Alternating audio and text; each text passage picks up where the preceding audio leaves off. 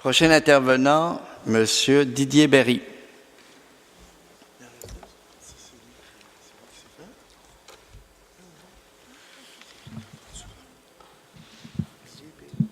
Bonsoir, M. Berry. Bonsoir. J'aimerais vous remercier le fait que j'ai la possibilité d'être là. J'aimerais remercier aussi le monde qui sont dans la salle d'attente, qui ont été très patients et qui ont quand même dû entendre des questions des réponses assez vagues. Moi, j'espère qu'ici, j'aurai la possibilité d'avoir des réponses assez claires. Il y a beaucoup de personnes qui sont au courant de ce qui m'est arrivé dernièrement. Il y a 6 mois, j'ai été victime de brutalité policière. Et voilà, j'ai failli perdre la vie. J'ai été sauvagement battu, j'ai perdu conscience. Et je voulais savoir, dans le fond, parce qu'il y a une vidéo qui a tout filmé l'intervention.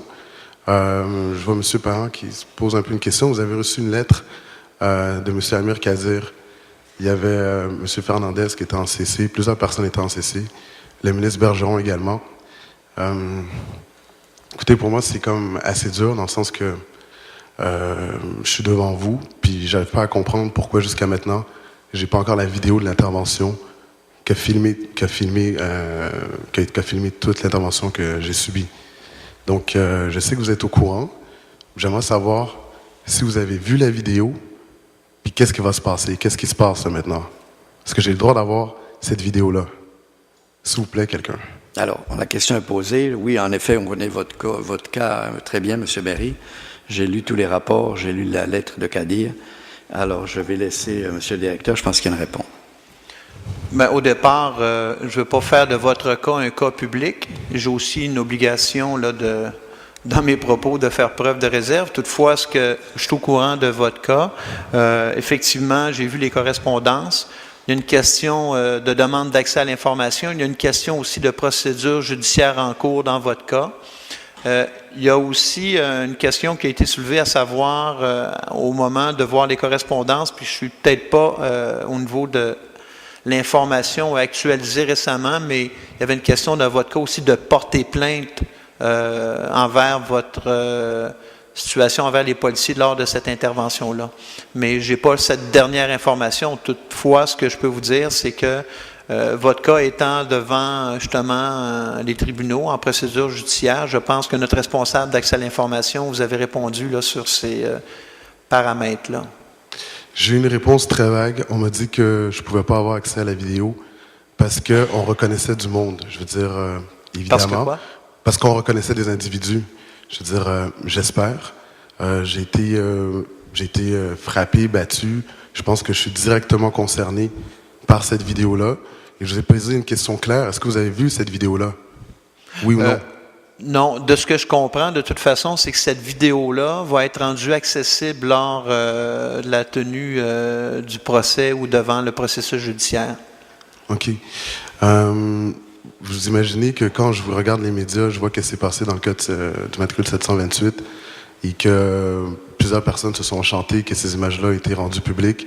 Je n'arrive pas à comprendre que toutes les personnes maintenant qui sont impliquées dans le service de police ont vu ces images-là et ne sont pas senties responsables de se dire il faut que ces images-là soient publiques. Vous êtes également une des personnes responsables. Vous savez qu'il y a des agents, ils sont, je pense, au moins 7 policiers. C'est une agression qui est extrêmement grave. Donc, il y a Alain Simoneau également qui est responsable de ces policiers-là. Je veux dire, qu'est-ce que vous faites pour responsabiliser le monde par rapport à des actions comme ça? Est-ce qu'il y a un processus de réaction rapide quand il y a des abus aussi flagrants? Comment ça se fait que vous n'avez pas senti la responsabilité d'aller voir ces images-là? Je comprends pas. Non, mais au départ, je ne témoignerai pas ici sur quelque chose qui est en processus judiciaire au niveau des images de la vidéo. Votre cas est spécifiquement devant les tribunaux. Deuxièmement, définitivement que quand vous parlez d'imputabilité, il y a aussi de votre part, si vous le désirez, la possibilité de porter plainte. Je ne sais pas si vous l'avez. Je suis en train de porter plainte, puis je pense que c'est assez évident. Il y a eu une sortie médiatique où est-ce qu'il y avait Québec solidaire, France Benjamin, qui depuis longtemps a mon dossier ici, qui l'a présenté au conseil et qui n'a pas eu de suivi finalement. Il y a plusieurs personnes qui étaient en CC. Je veux dire, c'est clair, il y a eu des sorties médiatiques, la Ligue des droits est également présent. Donc, oui, je fais une poursuite, c'est clair, c'est évident. Ça ne me dérange pas que ces images-là soient rendues publiques. Je veux que ces images-là soient rendues publiques, que tout le monde voit ça pour la sécurité du public. Mais Je donne ma permission pour que ces images-là Oui. soient diffusées. C'est une question de sécurité pour tout le monde. Oui, je suis d'accord avec ça. Et pour répondre, ces images-là vont être rendues accessibles justement dans le processus judiciaire, de ce que je comprends aussi du processus en cours, mais aussi vous avez l'opportunité de le faire, de porter plainte en déontologie policière, un processus qui vous permet justement de dénoncer une situation que vous croyez injuste. Les spécialistes en déontologie policière m'ont affirmé que les policiers n'avaient pas l'obligation de témoigner dans un processus d'enquête comme ça. Et, on m'a également dit que plusieurs personnes m'ont dit ça. Il y a l'émission Enquête qui vous a abordé, qui traite expressément de ce sujet-là. Et je ne ferai pas la promotion de la déontologie policière. Moi, qu'est-ce que je veux, c'est la justice. Je pense, M. Berry, que comme le directeur l'a dit, vous avez un cas en particulier. Comme je vous dis, je suis au courant. Mais je reviens à ce qui a été dit, c'est que tout document, toute vidéo qui va être servie en preuve dans une poursuite judiciaire ne peut pas être redistribuée ou donnée publiquement comme vous le demandez, parce que ça fait partie maintenant des éléments qui vont être donnés en preuve lors des procédures judiciaires. Vous venez de dire que vous allez poursuivre. Alors, j'imagine que c'est demandé qu'on divulgue de la preuve avant que le processus judiciaire ait commencé. Alors, je ne vois pas comment c'est... J'essaie de comprendre comment ça se fait que les services de police, dans le cas de 728, sont allés jusqu'en cours pour poursuivre Radio-Canada pour avoir accès à des vidéos, tandis que là, maintenant, dans le cas où est-ce que la vidéo leur appartienne, ils veulent pas diffuser cette information-là au public. Et je pense on parle de 7 policiers qui ont fait une agression sauvage sur un individu. Si ce serait arrivé à vous, monsieur le directeur, vous ne pensez pas que ce serait important qu'on ait réagir tout de suite? OK. M. Berry, je reviens à ce qui a été dit. C'est un cas en particulier. C'est un cas qui est devant les tribunaux. Et je ne pense pas qu'on va débattre à cette commission d'un cas qui est devant le système judiciaire. Et encore une fois, si c'est un élément de preuve, vous connaissez le processus. On ne peut pas donner des éléments de preuve. Non seulement vous le demandez, vous dites que vous voulez que ça soit public et que la vidéo soit publicisée pour la sécurité des gens. Alors, je pense qu'il faut attendre le processus judiciaire et suite à ça, vous verrez les conséquences ou si, effectivement, ce document peut vous être remis. Mais vous venez de dire que vous allez poursuivre.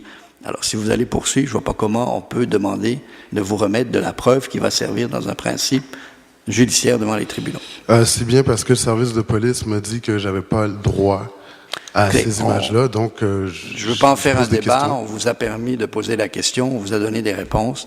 Je pense qu'on va voir la suite du processus, mais je ne pense pas qu'on va régler le problème ce soir, à vous donner une réponse qui va vous satisfaire. Je sais que vous avez fait plusieurs demandes et je pense qu'il va falloir attendre la suite du processus. Est-ce que vous me supportez dans ces démarches-là, monsieur? Monsieur, je suis ici pour présider la séance de la commission publique. Je ne peux pas faire de commentaires sur des cas qui sont devant les tribunaux. OK, non, parce qu'on m'a dit qu'on a essayé de faire passer le projet au sein du Conseil de la sécurité publique. J'aimerais comprendre, c'est quoi les démarches qui ont été faites par rapport à mon cas.